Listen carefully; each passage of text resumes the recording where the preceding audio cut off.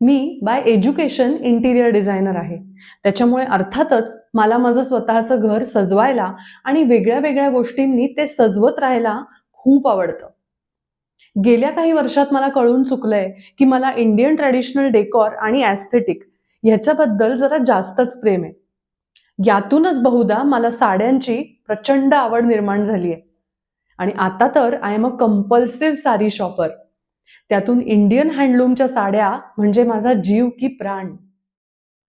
पण मग हे चॅनेल कशासाठी? तर मी आधी साडी खरेदी करते आणि मग ठरवते की ती कुठे नेसायची ते.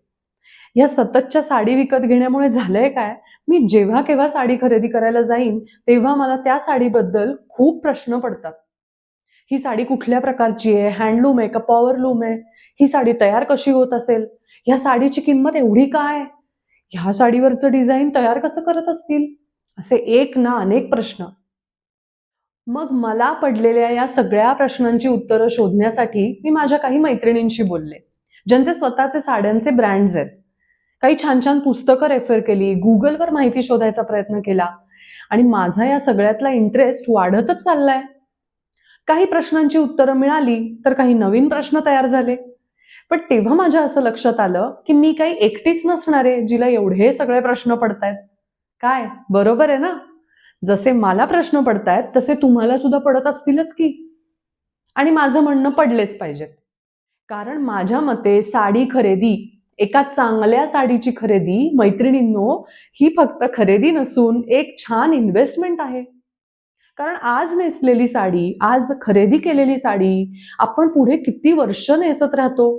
त्या साडीवर गप्पा मारतो आणि त्याची आपली आपली एक आठवण सुद्धा असते. मग त्या साडीची गोष्ट, त्याच्या मागची परंपरा, त्या कापडाचा इतिहास हे सगळं आपल्याला माहिती नको?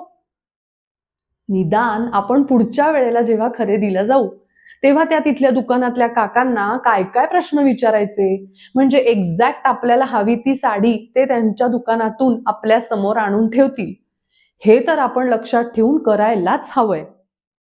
मग चला, let's bust some myths, know our traditions and share the knowledge. सगळे मिळून आपण ह्या सगळ्या आणि अशा अनेक प्रश्नांची उत्तरं शोधायचा प्रयत्न करूयात आपल्या या नवीन YouTube चॅनेलमधून, भारतीय वस्त्र भांडारमधून.